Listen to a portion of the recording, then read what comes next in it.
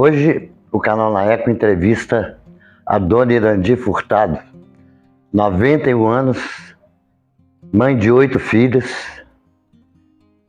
Dona Irandi. Boa tarde. Boa tarde, boa noite, né? Alguém vai... não sei que hora, bem, bom dia, boa tarde, boa noite. Oi.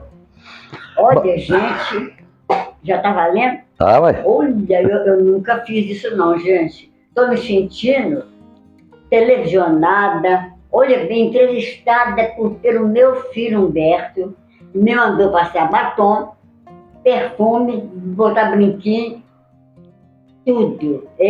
Comigo ele ficou nessa exigência toda. Ele, quando vai fazer reportagem, não faz nada, vai com uma roupa feia, uma rotada. Peraí. Eu chamei para entrevistar, ela está fazendo discurso. Então, é entrevista. Então não vou falar mais. Me mandou passar batom. Só entrevista, vamos lá. Olha que eu vou ler desse jeito. Ai, meu Deus. Faça uma ideia das perguntas que ele vai me fazer. Vamos lá, gente. Vamos lá. Bom, Deus. A ideia é trazer uma informação ao longo da sua vida, como é que tudo se passou, sabe? Contar um pouco da sua história, sabe? E levar essa informação para os amigos, para os netos, para os filhos, aqueles detalhes que às vezes a gente ouve, mas não sabe de onde partiu. Então vamos lá. A senhora nasceu onde mesmo? Cuba, Minas Gerais, terra do Ari Barroso. Que ano? 1931. Então a senhora pegou uma fase onde os coronéis mandavam. Isso. Getúlio Vargas estava no poder. No poder, o baixinho. Então a senhora passou por uma série de variações políticas, sociais, tecnológicas, que provavelmente é mais ou menos isso que nós vamos ver. E a gente começa o seguinte: quando a senhora, né, nasceu e começou a ter uma noção do que era a vida, o que era o sonho principal da senhora? Bom, essa fase toda de política de coronel aconteceu, mas só que eu não prestava atenção em nada. Eu era uma menina, a voadinha que está cedendo. Prestava atenção, não. Quando eu comecei a me sentir alguém e pensar, eu não podia pensar. Eu era de uma família pobre, um pai muito enjoado, bravo, que não dava liberdade para a gente nem de conversar. Então, não tinha nem condição de sonhar. Me lembro uma fase que, quando eu já estava no ginásio, eu tinha vontade de fazer jornalismo. Papai queria que eu fizesse farmácia, que talvez em Leopoldina, isso eu devia estar mais ou menos com uns 14, 15 anos, e ele achava, como em Leopoldina teria uma faculdade de farmácia, ele queria que eu fizesse farmácia. Eu queria fazer jornalismo, talvez até para poder sair de Leopoldina e ter liberdade, ficar longe dele. Tá, então a senhora já pulou aí do sonho que não podia sonhar, né? Que aqueles homens daquela época, o negócio deles era mandar, coronelismo dentro de casa, fora de casa. Tá. Então, aos 14 anos, a senhora começou a perceber que a senhora queria liberdade. Para quê? Para namorar? Precisava de liberdade para namorar. Eu namorava muito, eu tinha muito namorado. Ixi, de escola, de colega de turma. Ah, mas era tão bom, gente. E como é que era o namoro? Era só beijinho ou tinha mão naquilo? Não tinha nem mão, era dedinho, um dedinho. Mas dedinho aonde? Ah, menino, na mão. E a safadeza? Não tinha safadeza, não tinha liberdade para nada. Mas a senhora não sentia tesão? A senhora não tinha... Não sei, não me lembro de sentir, não. Tá, eu vou engolir essa. Mané com essas coisas. Não, nós vamos fazer uma entrevista legal. E a gente tem que entrar nos assuntos. Bom. Isso aqui não é confessionário, não. Não é confessionário. A senhora está falando do século XXI, né? Ou 22, sei lá. 21, século XXI, sabe? Para os seus netos, para os seus filhos, para os amigos. Então isso pode servir também como uma orientação para eles. Você vai ter que cortar muito trecho. Não vão cortar nada, vai correr legal, direto. Então a ideia é o seguinte, pulando a parte safadeza, a senhora foi, com os 14 anos, começou a se sentir gente, começou a ter vontades próprias, mas calada, né? Nada, era só vontade. Então, quando foi que a senhora começou a ter uma luz de possibilidade de que as coisas iriam melhorar e alguns sonhos que foram colocados na sua vida começou a dar uma certa... abrir a cortina para a vida? Gente, com 91 anos de idade é muito difícil ficar lembrando detalhes tão distantes. Mas, quando eu cantava na orquestra, que eu viajava muito... A senhora começou a cantar na orquestra com quantos anos? 13, 14 anos, 13 anos. Que isso. Então vai. E aí, eu comecei a me sentir, assim, mais livre, porque viajava muito. E era uma viagem maravilhosa. Os músicos da orquestra pareciam família da gente. Era uma orquestra maravilhosa, orquestra Leopoldina. Olha, e era uma beleza a gente viajar. E ali eu comecei a sonhar em cantar, em ser cantora, em sair, me expandir. Mas aí a senhora, com 13 anos, não tinha assim, por exemplo, a senhora está pensando que tinha 13 anos, ou tinha. Por que a ideia? Uma garotinha de 13 anos, mesmo naquela época, nem peitinho não tinha. Então a senhora apresentar numa orquestra de senhores, uma menininha com vozinha de menininha, isso era assim mesmo? Ou a senhora acha que poderia estar com uns 15 anos e não está lembrando bem? Eu acho que foi com 13 anos que eu comecei na orquestra. Lá em Leopoldina, meu Deus, tem que contar tanto detalhe, que coisa enjoada. Lá em Leopoldina teve um concurso de voz. As pessoas que cantavam, gostavam de cantar, foram participar. E eu fui, ganhei. Qual seria a minha obrigação, pelo fato de ter ganho isso? Eu teria que cantar com o Nelson Gonçalves, que ia lá em Leopoldina fazer um show. Só que, no dia, eu ganhei de presente um tecido para fazer um vestido. O prêmio do concurso foi esse. Um tecido para fazer um vestido. E uma senhora lá que costurava, da alta sociedade até, costurava muito bem, fez o vestido para mim. Lindo vestido. Só que no dia do show, o Nelson Gonçalves não foi, bebeu e não foi. Diziam que ele fazia isso mesmo. Que ele Parceiro. E não foi. Aí, fui eu. Mas como que eu fui? Eu já estava dormindo, porque a festa seria no Clube Leopoldina. Eu fui dormir, porque ele não foi, eu também não ia, né? Fui dormir. Quando eu já estava dormindo, não sei nem que hora era isso, aparece lá um funcionário do clube me chamando, meu pai estava me chamando. Botei o vestido novo e fui para lá, eu morava perto do clube. Eu que cantei, porque o Nelson Gonçalves não foi, eu tive que cantar. Claro que outros candidatos também que tinham participado desse concurso cantaram também. E eu fui cantar. Daí é que eu acho que começou a história de eu cantar na orquestra. Eu acho que foi por aí. O dono da orquestra viu em mim uma possibilidade de cantar lá. E eu fui. Ai, que maravilha que foi, viu? Tá. Aí a senhora cantou na orquestra até quando, mais ou menos? Com 17 anos eu parei. Parou por quê? Eu casei, meu Deus. Tá. A senhora então casou com? Morvan Trovão Furtado. Um cara com esse nome já nasce velho, né? Morvan Trovão Furtado. Dá para ver o nenenzinho com esse nome? Ele é mais velho, 6 anos que eu. Pois é. E a senhora casou com ele para quê? Para fugir de casa ou porque a senhora achava que amava ele? Gostei por quê? Eu tinha o hábito de namorar só menininho, coleguinha de escola, de classe.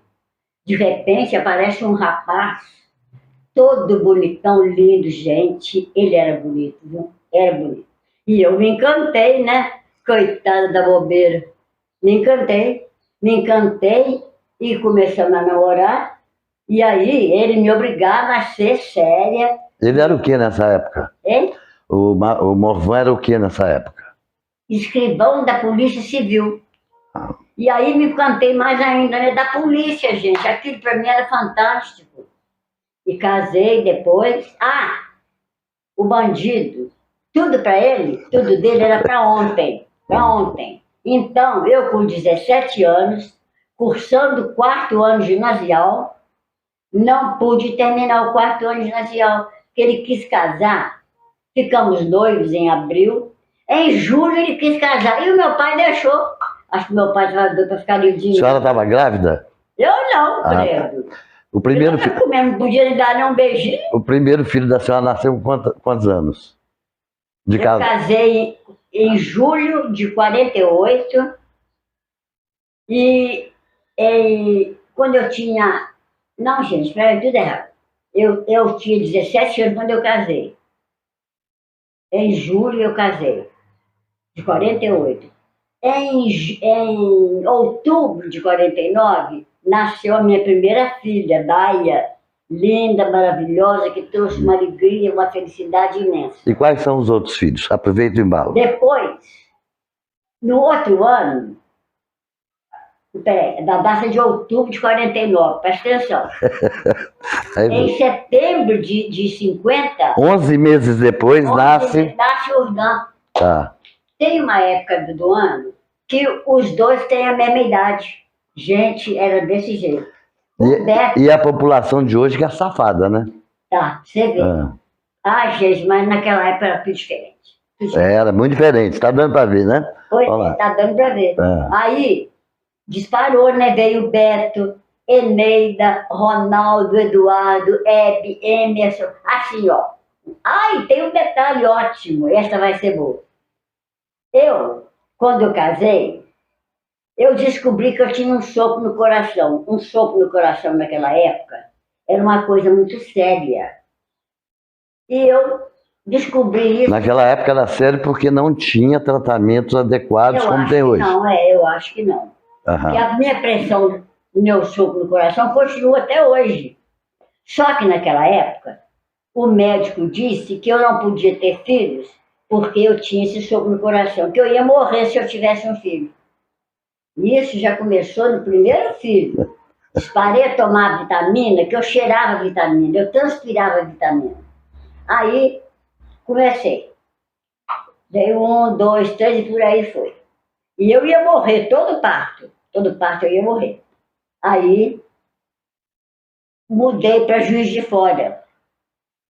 Saí de Leopoldina, deixei o meu médico, que era uma coisa fantástica, e ele falando com o Morvan. Ai, cada vez que eu ficava grávida, o Morvan levava cada sabão, que algumas vezes eu até escutava aquele zum-zum de discussão. Por quê? Porque eu ia morrer. Aí, mudei para Juiz de Fora. Tive mais 3 filhos em Juiz de Fora. 3. Eduardo, Hebe e Emerson. Eu ia morrer, né? Ia. Continuei com o cuidado médico, tomando remédio para pressão, que era alta. Em 1940 ia morrer. Nós já estamos em 2022. Já Vamos pensou? lá. Tá. Aí o médico que tratava de mim na Leopoldina morreu. Olha bem. Morreu, ele morreu. E eu vivinha lá em Juiz de Fora.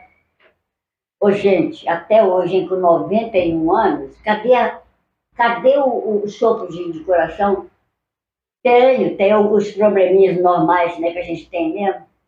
Mas vamos falar de vida, vamos falar de doença, de saúde, chega de dizer. Não me deixa ficar falando, fala demais. E fala mesmo, só fala de discurso lá. Pois é, mas é o que eu estou fazendo. Afinal de contas, os telespectadores vão criticar isso aí. Vou ficar cansado. Pois é, mas aí a ideia é o seguinte, eu já falo telespectadores, né, para ver as câmeras aqui, para a gente dar uma ideia de que a gente está numa coisa, né, bem estruturada. Gente, eu nunca fui entrevistada assim, não, pelo amor de Deus. Então, vamos lá. A senhora, então, casou, passou por Juiz de Fora, passou por Belo Horizonte, voltou para Leopoldina, foi para Juiz de Fora. Isso por quê? Essas mudanças todas. Como assim? A senhora nasce o bar, vai para Leopoldina, vai para a orquestra, viaja para lá, viaja para cá, casa com um policial. E depois começa Belo Horizonte, Juiz de Fora, Leopoldina, Belo Horizonte. Por que a senhora mudava tanto? Polícia, Beto. Polícia é assim, meu filho, é transferido. Tá. Gente, teve um ano que eu fiz 4 mudanças, 4, num ano. Por quê? Polícia. Tá. Aí a senhora lá em Juiz de Fora, a vida parece que começa a dar uma luz de de melhoras dentro da família, Foi. porque o doutor Morvan, na época Morvan, escreveu de polícia, ele fez vestibular para advocacia, com mais ou menos quantos filhos já existiam naquela época? Quando ele formou, praticamente todos, né? estavam nascidos. Mas assim, não, talvez o Mutuca, que eu lembro de devia ter uns 12 anos que eu estava, que eu fui na formatura dele, alguma coisa assim. Bom, então ele forma em Direito, como advogado, e vai ser advogado do batalhão, logo depois que ele formou, né? E aí veio a guerra, veio a Revolução de 64, ele era advogado do batalhão. Nessa época, inclusive, eu torcia para ter guerra, para ver se matava ele, mas não morreu, não. A ideia do advogado melhorou um pouco pela situação de estudo dele, aquele machista, aquele chauvinista, aquele pai durão. A cultura melhorou um pouquinho o jeitão dele? Não, melhorou. Tá. Bom, então conta pra gente aí dessa não vai fazer discurso, não. Essa linha de raciocínio de Juiz de Fora e a criação dos filhos, que direção a senhora gostaria de ter dado aos seus filhos para serem o que são hoje? A senhora teve alguma influência nisso? Que eu fiz o quê? Influenciar seus filhos ao futuro deles. O que seriam, qual que era a preocupação maior da senhora com os seus filhos no futuro? Roberto, para falar a verdade, eu não tinha nem tempo de pensar, de sonhar, porque o Morvan é quem decidia tudo, ele que mandava. Eu era uma vaquinha de presépio, eu falo isso muito e realmente eu era. A senhora... Era só falar sim, senhor, e obedecer. A senhora acha que as mulheres que são vaquinha de presépio são covardes ou são inteligentes, independente da época? Que eu sei que naquela época falar era morte. Não é covardia. E a senhora recomendaria hoje que as pessoas, principalmente as mulheres, com todas essas leis, essas propagandas que têm acontecido, a senhora recomendaria que enfrentasse, que tirasse essa covardia, que talvez, na minha opinião, a covardia é um pouco de interesse, porque ao se omitir, ao se submeter a um homem, ela já está pensando no futuro seguro, no dinheiro. Vale a pena a vida que a senhora viveu, para o conforto que a senhora tem hoje, a omissão da senhora, a senhora sente que isso valeu a pena? Valeu a pena porque, graças a Deus, os meus filhos todos estão aqui, saudáveis, trabalhando, felizes. E eu acho que valeu a pena todo o sacrifício. Mas a senhora recomenda às jovens de hoje se submeterem ao marido por interesse? Não, de jeito, até porque, graças a Deus, isso não existe. A mulher hoje é independente. Ela se faz independente muito cedo. Ela pode... Tanto é que ela não casa cedo mais. Não, ela pode ser independente, mas tem muita ainda caçadora de homem rico para... Eu sou tão atualizada para falar isso, né? Eu sou, mas a ideia, nós somos uma, a gente vê isso toda hora na televisão. Você pensa muito diferente. Não, eu penso diferente, mas a história e a vida está aí para a gente ver. Existem as meninas realmente que querem mostrar que são capazes, existem as meninas que são capazes, mas não fazem questão porque pensam que casar com alguém com uma condição econômica melhor vai facilitar metade da vida dela, sabe? E vai passar pelo que a senhora passou, porque na época da senhora as leis eram faladas a partir de casa. Mesmo que meu pai não fosse delegado, ou o doutor Morvan não fosse delegado, ele exercia um poder inicialmente dentro de casa, que aquilo os homens na rua era por idade, pelo bigode, pelo nível social dele. Se tinha um terninho, estava bem penteadinho, ao contrário de mim, já era senhor, né? Hoje não tem nada disso. As pessoas aí, quando eu vejo hoje o cara de terno na rua, eu falo, se não for rico é ladrão, É trambiqueiro, porque... Não, pode ser pastor. Ah, aí piorou, né, mamãe? advogado. Tá, mas Uai, pode ser, mas eu penso assim, eu quando eu sei. tenho de terno. Eu prefiro É pensar... pastor ou advogado. Eu prefiro que as pessoas se apresentem primeiro, se mostrem, do que respeitar porque está de terno. Mas isso aí, a entrevista é com a senhora. Mas vamos lá. Os filhos vieram, cresceram e vocês mudaram para Timóteo. E, por sinal, é uma cidadã honorária de Timóteo. Viu que importante? Agradecemos o vereador Zezinho e o Tininho que tomaram iniciativa para isso. Então, a ideia dessa vinda para Timóteo, como é que chegou hoje? Na época eu sei que foi uma ordem, vamos para Timóteo. Hoje, a ideia de ter saído de Juiz de Fora, com toda a estrutura montada, a senhora já cansada, né? Já devia ter o quê? Uns 45, 50 anos por aí, né? Por aí. Já cansada, pensando já em ter acalmado a vida, de repente abre uma outra alternativa de vir para Timóteo. A senhora veio para Timóteo procurando melhorar a vida, ou a senhora veio para Timóteo porque o Mavão mandou por causa dos rolos que ele tinha lá em Juiz de Fora? Acredito que foi por isso, por causa dos rolos que ele tinha lá. Rolo que eu tô falando? Obedecia tudo, né? Rolo que eu tô falando, a namoradinha por fora. Com certeza, ele era bem Tá. Mas a senhora veio e aceitou com toda a... obediência mesmo. Tá. E aí, Timóteo, como é que foi o começo, as amizades?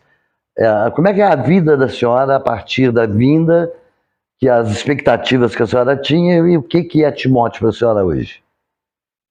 Foi uma época muito difícil, muito difícil. Abrimos uma malharia, Bentex, e era muito trabalho, porque tínhamos alguns empregados, sim. O Beto trabalhava muito nas máquinas, tecendo malha, e eu trabalhava lá, cortando às vezes também. Já cheguei até a costurar um pouquinho uma vez. E fiscalizando, e era uma convivência muito boa, porque as pessoas que trabalharam com a gente, pessoas maravilhosas, pareciam meus filhos. E a malharia deu certo. O Morvan veio com essa ideia de montar a malharia junto com o outro senhor daqui, de Timóteo. E deu certo. Deu certo, ele viajava, ia entregar encomendas enormes de camisas, aqui na região mesmo, muitos desfiles maravilhosos. Tem gente aí que participou do desfile da Ventex, tem muita gente. Garota Piscina no Choupana. Garota Piscina no Choupana. Garota Piscina no Choupana. Oh, gente, foi um tempo muito bom. Choupana, olha que maravilha. Pois é. E aí o tempo foi passando, passando. Malharia depois acabou, porque entrou um pouquinho de política no meio, um pouquinho de interesse que não devia ter entrado. Tá, aí a senhora vem para Timóteo, muda para lá, muda para cá, muda para Cesita, que é Timóteo, mas tinha uma divisão política, um bairrismo ferrenho dos dois lados. A senhora veio para cá e deixou amigos lá em cima, no Centro-Sul, lá, né? E como é que foi essa ideia da sua amizade aqui? O que foi te plantando em Timóteo? Eu acho que o que foi plantando é porque as mudanças na família foram acontecendo. A filha fica noiva, não é? Daí a pouquinho a outra começa a namorar, os rapazes namorando. Então isso tudo envolve a gente. E o tempo passa por aí. Até que a gente mudou daqui. Mudou por quê? Porque o Morvan, que era escrivão de polícia, foi fazer um concurso para delegado. E passou. Que era advogado. Ele era advogado. Aqui ele era advogado. Ele foi fazer o concurso e passou. E passou. E aí nós começamos a mudar, porque delegado muda mais. Tá, aí a senhora vai, volta e volta para Timóteo. Ficou pouco tempo lá em Patinga, pouco tempo em Muriaé, pouco tempo em Manhuaçu, né? Manhuaçu, Muriaé, Ipatinga, tal, e volta para Timóteo. Volta para Timóteo. E aqui resolve-se terminar um casamento de quantos anos? De quantos anos? Naquela época? De 30 e poucos, né? Não sei quantos, não. 30 e poucos anos de casamento. Aí separa, Mavão vai para outros cantos e a senhora fica.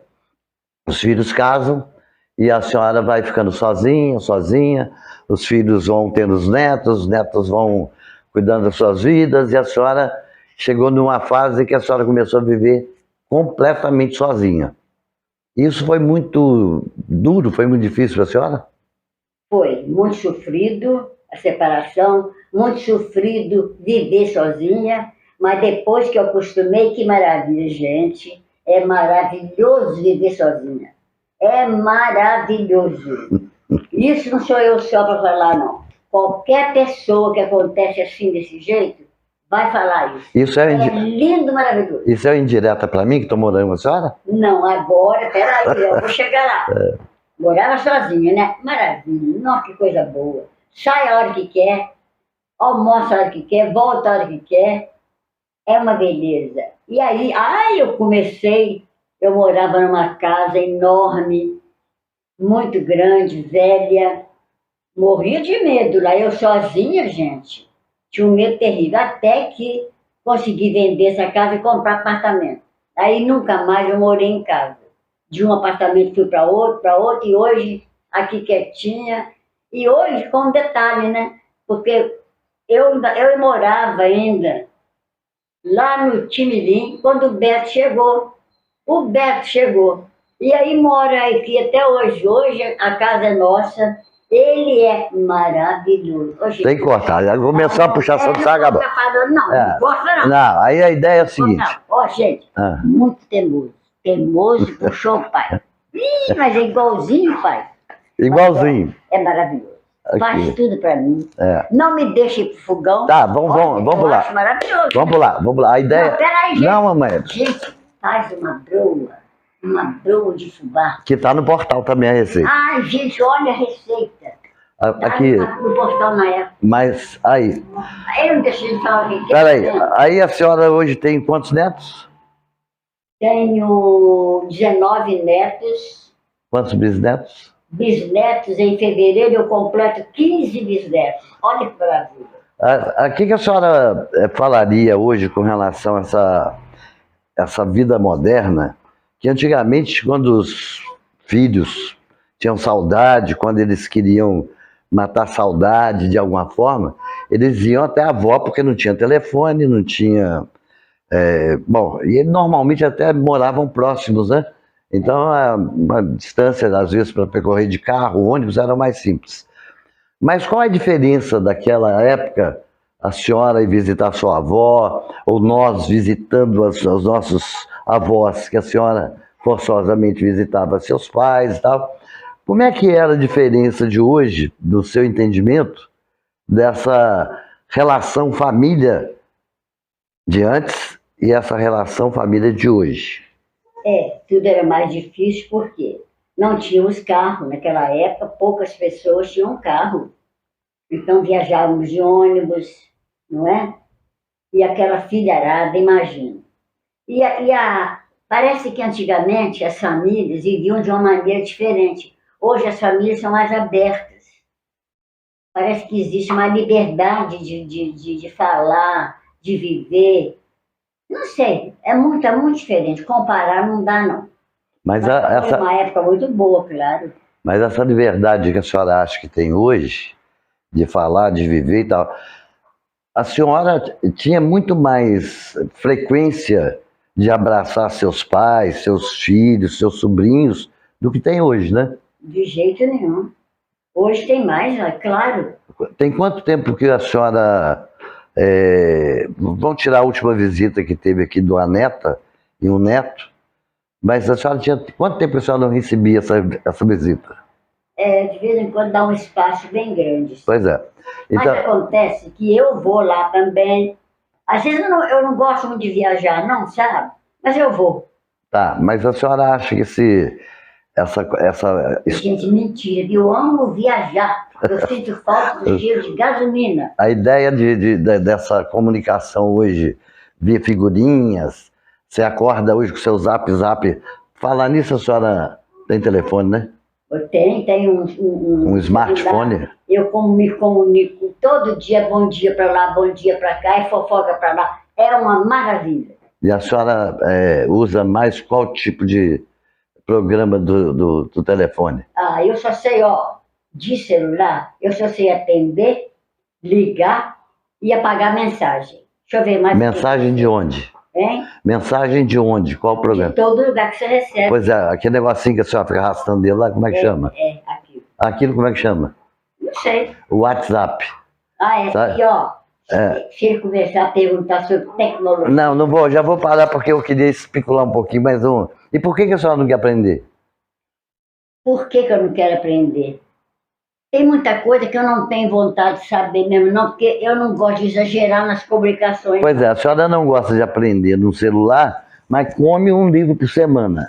Mas ler é muito mais fácil do que falar no celular, mexer no celular. Pois é, mas por que essa oportunidade que a senhora tem de navegar pelo mundo todo? Outra coisa, hein? Ela, quando quer saber das coisas, ela vai lá procurar uma palavra que ela não está entendendo. Ela tem dicionário até hoje. Tem, claro. Tem Atlas até hoje. Não, eu já aprendi a olhar no celular. Menos mal, ainda bem. Eu anoto num livrinho que eu tenho de coisas que às vezes eu quero aprender e esqueci. Quando eu lembro, eu vou lá e anoto. Porque a memória já começa a dar umas rasteadinhas. Bom, eu acho que a gente tem que... Eu vou chamar a senhora para uma última... Não é nem pergunta, eu vou deixar... A senhora gostaria de falar alguma coisa que eu não perguntei? Não, acho que eu já falei até demais, então... Tá, então vamos num fechamento que era o seguinte. Aproveita essa entrevista para dar um recado para os seus netos, para os seus filhos, para as suas amigas, bisnetos, os tios, gente, estou esquecendo dos tios, das tias, né? Então aproveita esse finalzinho para dar um recado com relação a tudo isso que a gente conversou. O Beto é pura maldade, gente. Eu acho que eu já falei demais. Então ficar falando às vezes certas coisas que vão trazer emoção e lágrima, negativo para mim. Eu gosto de alegria, eu gosto de falar, sabe, esse negócio de sentimentalismo. Mas não é sentimentalismo, não, estou falando assim, tipo a senhora fala assim, não, ela está assustada agora com essa ideia, é o seguinte, uma semana atrás veio um sobrinho nosso, neto dela, visitar, e que ele veio porque ele estava preocupado que ela ia morrer e ele não ia ver ela mais. Olha, ele não sabe que eu vou viver até os 100 anos. E quando ele chegou, eu estava procurando nas malas o presente dela, que no mínimo seria a pedra que põe na sepultura lá, né? Como é que chama? Que traz? Lápide. Lápide. Eu achei que ele ia trazer a lápide, porque é o presente bem adequado para ela. Falar nisso, sabe, tem medo de morrer?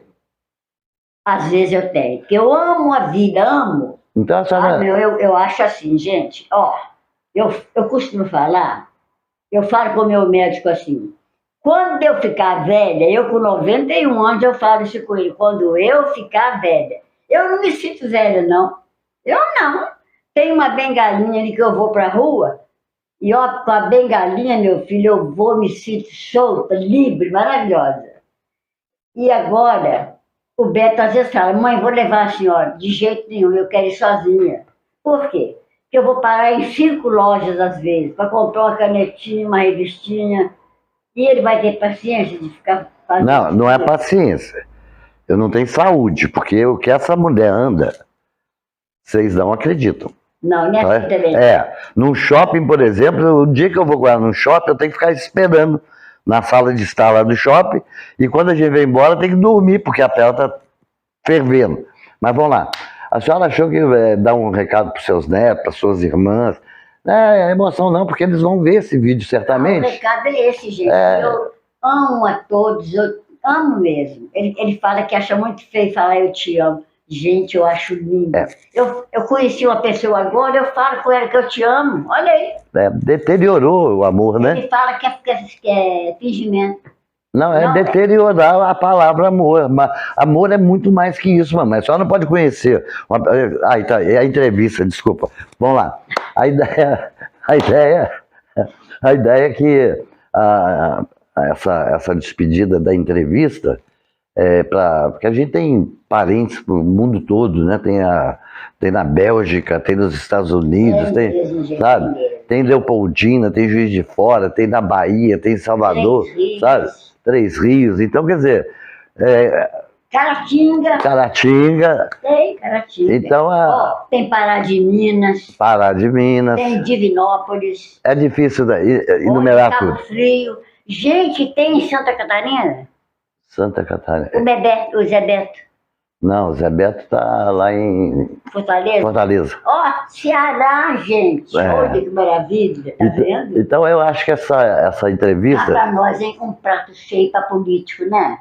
É muita gente. A ideia dessa entrevista foi realmente levar a mamãe de novo para a família toda, um bate-papo que mostrar um pouco da nossa vida, como é que foi, como é que tem sido ultimamente, e essa correria que a vida leva, que o progresso leva a gente, e a facilidade de um WhatsApp, da internet, acaba te dando essa presença. E eu resolvi fazer essa entrevista, que eu devo continuar com essas entrevistas na fazenda, no campo, e peguei a mamãe hoje como uma primeira vítima. Olha que maldade, viu? Eu podia ter me inspirado nas outras entrevistas e ter dado uma entrevista melhor, mas agora... Não, mas vai ter dois. Essa vai ter outras. Eu acho que eu vou passar dos 100 anos, porque diz que a perspectiva de vida agora é mais de 100, então me aguarde.